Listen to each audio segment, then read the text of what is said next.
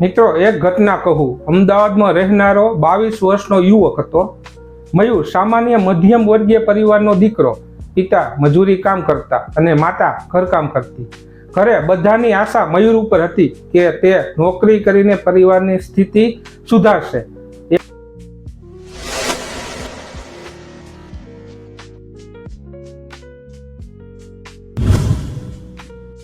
એક દિવસ મયુરના મિત્રે તેને ટેલિગ્રામ ઉપરથી એક એપ મોકલી અને કહ્યું, આ એપથી કોઈનું પણ વોટ્સએપ ટ્રેક કરી શકાશે, બહુ મજા આવશે.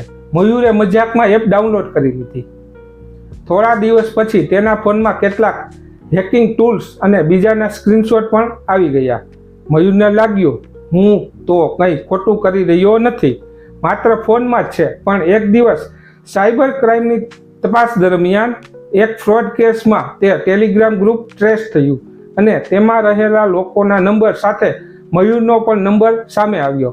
પોલીસ તપાસ માટે ઘરે આવી પહોંચી. મિત્રો, જે દીકરો ઘરે માતા પિતાની આશા હતો, તે જ દીકરા સામે પોલીસ ઊભી હતી.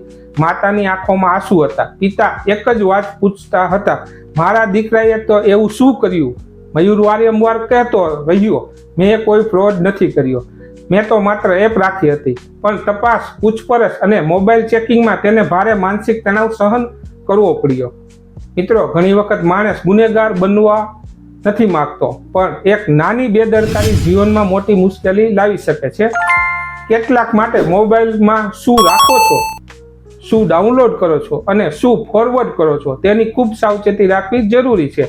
આ ઉદાહરણ તમને ડરાવવા માટે નહીં, પરંતુ સમજાવવા માટે છે કે ક્યારેય માત્ર એક ફાઇલ આખા પરિવારની શાંતિ છીનવી લે છે. આ વિડીયો દરેક મોબાઈલ વાપરનાર વ્યક્તિએ જોવો જ જોઈએ, કારણ કે આજના સમયમાં મોબાઈલ માત્ર વાતચીત માટે નથી રહ્યો. Bank, social media, photo, document બધું જ મોબાઈલમાં છે. પણ ઘણા લોકોને ખબર નથી કે મોબાઈલમાં રાખેલી કેટલીક વસ્તુઓ સીધી પોલીસ કેસ અને જેલ સુધી લઈ જઈ શકે છે. ઘણા લોકો મજાકમાં અથવા અજાણતા અથવા બધા કરે છે એમ માનીને કેટલીક વસ્તુઓ મોબાઈલમાં રાખે છે, પરંતુ કાયદાની નજરે તે ગંભીર ગુનો બની શકે છે. તો આજના વિડીયોમાં આપણે જાણીશું મોબાઈલમાં કઈ વસ્તુ રાખવી જોખમી છે, કઈ વસ્તુ શેર કરવાથી કેસ થઈ શકે, કયા કાયદા લાગુ પડે અને કેવી રીતે તમે પોતાની જાતને કાયદાકીય મુશ્કેલીથી બચાવી શકો. મિત્રો, વિડીયો અંત સુધી જરૂર જોજો, કારણ કે છેલ્લે હું એવી મહત્વની વાત જણાવવાનો છું જે 90% લોકો જાણતા નથી. સૌથી પહેલા વાત કરીએ ફેક ડોક્યુમેન્ટની. ઘણા લોકો મોબાઈલમાં fake Aadhaar card, fake PAN card, fake driving licence અથવા એડિટ કરેલા ડોક્યુમેન્ટ હોય છે. કેટલાક લોકો મજાક માટે બનાવે છે, કેટલાક સોશિયલ મીડિયા માટે અને કેટલાક કોઈ કામ ઝડપી કરાવવા માટે. પણ જો પોલીસ તપાસ દરમિયાન તમારા મોબાઈલમાં બનાવટી સરકારી ડોક્યુમેન્ટ મળે તો તે ફોર્જરી અને ચીટિંગ હેઠળ ગુનો બની શકે છે. ભારતમાં ભારતીય ન્યાય સંહિતા હેઠળ આવા કેસમાં કાર્યવાહી થઈ શકે. એક ઉદાહરણ સમજો. માનો કે જીતુભાઈ નામનો એક યુવક પોતાના મિત્ર માટે એડિટ કરીને ફેક આરસી બુક બનાવે છે. તેને લાગ્યું કે માત્ર ફોટો જ છે, પણ એ ફોટો વોટ્સએપમાંથી આગળ જાય છે. કોઈ વ્યક્તિ પોલીસ ફરિયાદ કરે છે અને સાયબર સેલ સુધી વાત પહોંચે છે. પછી પોલીસ ફોન તપાસે છે અને તેમાં ફેક ડોક્યુમેન્ટની ફાઇલ મળી આવે છે. હવે ભલે તેને તેનો ઉપયોગ કર્યો કે ન કર્યો, પરંતુ બનાવટી દસ્તાવેજ રાખવો અને ફેલાવવો બંને ગંભીર બાબત બની શકે છે. હવે વાત કરીએ પ્રાઇવેટ ફોટો અને વિડીયોની. ઘણા લોકો રિલેશનશિપ દરમિયાન ફોટો અને વિડીયો મોબાઈલમાં સાચવી રાખે છે, પણ બ્રેકઅપ પછી ગુસ્સામાં અથવા મજાકમાં તે ફોરવર્ડ કરી દેવામાં આવે છે. મિત્રો, કોઈની મંજૂરી વગર તેની પ્રાઇવેટ ફોટો કે વિડીયો શેર કરવા ગંભીર સાયબર ક્રાઇમ બની શકે છે. ખાસ કરીને મહિલાઓ સંબંધિત મામલામાં પોલીસ તરત કાર્યવાહી કરી શકે છે. અને જો કોઈ વ્યક્તિ થ્રેટ આપે કે ફોટો વાયરલ કરી દઈશ તો તે બ્લેકમેલિંગ હેઠળ પણ આવી શકે છે. આવા કેસમાં ઇન્ફોર્મેશન ટેકનોલોજી એક્ટ 2000 અને અન્ય ફોજદારી કાયદા લાગુ પડી શકે છે. હવે સૌથી ગંભીર મુદ્દો, જો કોઈ વ્યક્તિ મોબાઈલમાં બાળ અશ્લીલ સામગ્રી મળે તો તે અત્યંત ગંભીર ગુનો ગણાય છે.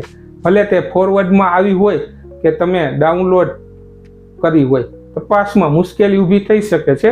તેથી કોઈ પણ અજાણી ફાઇલ, ટેલિગ્રામ ચેનલ અથવા સસ્પેન્શન લીક થી દૂર રહેવું ખૂબ જરૂરી છે. હવે વાત કરીએ હેકિંગ એપ અને સ્પાય એપની. આજે ઇન્ટરનેટ ઉપર ઘણી એપ મળે છે જે કહે છે બીજાનો વોટ્સએપ હેક કરો, કોલ રેકોર્ડિંગ સાંભળો, લોકેશન ટ્રેક કરો, OTP કેપ્ચર કરો. ઘણા લોકો ક્યુરિયોસિટીમાં આવી એપ ડાઉનલોડ કરે છે, પણ જો આવી એપનો ઉપયોગ ફ્રોડ થાય તો પોલીસ માટે સૌથી પહેલા શંકા તમારા ઉપર આવે છે. સાયબર ક્રાઇમ વિભાગ મોબાઈલમાંથી ઘણી માહિતી રિકવર કરી શકે છે. ડિલીટ કરેલી ફાઇલ પણ ઘણી વખત પાછી મેળવી શકાય છે. તો ડિલીટ કરી દીધું એટલે બચી જઈશું એવું માનવું ખોટું છે. હવે વાત કરીએ OTP અને બેન્કિંગ ફ્રોડની.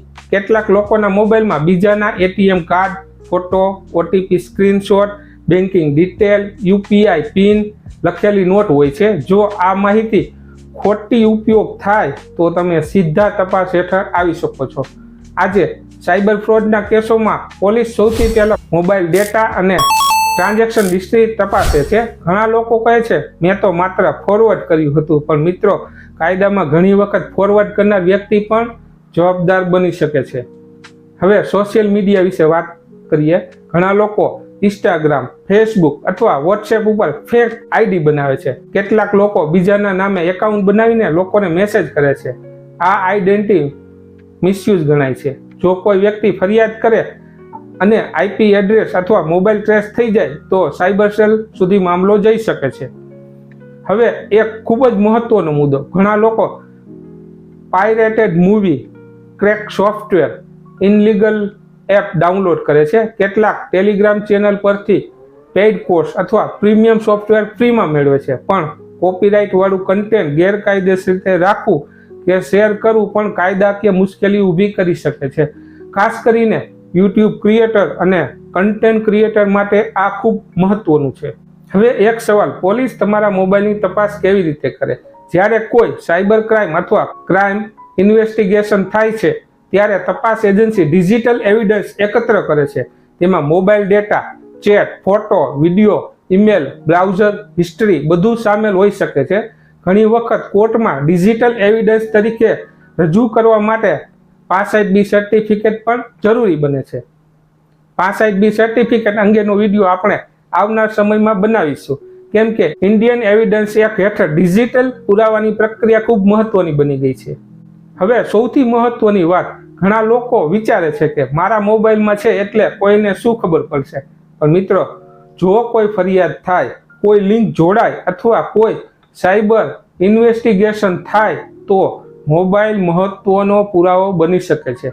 તેથી સાવચેતી રાખવી ખૂબ જરૂરી છે. ચાલો હવે જાણીએ સેફ્ટી ટિપ્સ. પહેલા, અજાણી લિંક ઉપર ક્લિક ન કરો.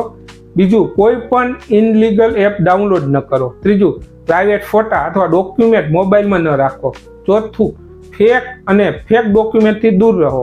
પાંચમું, વોટ્સએપ ઉપર કંઈ પણ ફોરવર્ડ કરતા પહેલા વિચાર કરો. છઠ્ઠું, સ્ટ્રોંગ પાસવર્ડ અને સ્ક્રીન લોક રાખો. સાતમું, બેંક ડિટેલ નોટમાં સેવ ન કરો. મિત્રો, મોબાઈલ એક શક્તિશાળી સાધન છે. તેનો સાચો ઉપયોગ તમને આગળ લઈ જઈ શકે છે અને ખોટો ઉપયોગ મુશ્કેલીમાં મૂકી શકે છે. કાયદાની અજ્ઞાનતા તે કોઈ બચાવ નથી કે મને ખબર નહોતી એવું બોલવાથી કેસ બંધ થઈ જતો નથી. તેથી આજે જ પોતાના મોબાઈલની તપાસ કરો. કોઈ પણ શંકાસ્પદ ફાઇલ, એપ અથવા ડેટા હોય તો રિમૂવ કરો અને સાવચેત રહો. જો તમને આજનો વિડીયો ઉપયોગી લાગ્યો હોય તો લાઈક કરો, શેર કરો અને ચેનલ સબસ્ક્રાઇબ કરવાનું ભૂલતા નહીં. અને કોમેન્ટમાં જરૂર લખજો શું તમે આવી કોઈ વસ્તુ વિશે પહેલાથી જાણતા હતા. ફરી મળીએ નવા કાયદાકીય અને ઉપયોગી વિડીયોમાં. ધન્યવાદ. હવે સૌથી કામના કાયદાની માહિતી આપતા વિડીયો એક જ જગ્યાએ જે સૌથી વધુ લોકો જોઈ રહ્યા છે. જે વિડીયોએ લાખો લોકોનું ધ્યાન ખેંચ્યું છે અને તેમને ઉપયોગી થયા છે. તેમાં તમને મળશે કાયદા અને નિયમોને લગતા એ વિડીયો જેને સૌથી વધુ લોકો જોઈ રહ્યા છે, સૌથી વધુ શેર થઈ રહ્યા છે અને લોકો માટે સૌથી ઉપયોગી સાબિત થયા છે. જેમાં જમીન કાયદા, ખેતીના નિયમો, સરકારી યોજનાઓ, દસ્તાવેજો અને રોજિંદા જીવનમાં કામ લાગે તેવી કાયદાકીય માહિતી એક જ પ્લેલિસ્ટમાં સરળ રીતે જુઓ. જો તમે હજુ સુધી આ બધા વાયરલ વિડીયો નથી જોયા તો અત્યારે જ આપણી ચેનલ પર જઈ most views videos playlist open કરો. કદાચ તમારા કામની સૌથી મહત્વની માહિતી ત્યાં જ હોય. પ્લેલિસ્ટ લિંક ડિસ્ક્રિપ્શનમાં આપેલ છે, ત્યાં જઈ અચૂક જોવો. આભાર.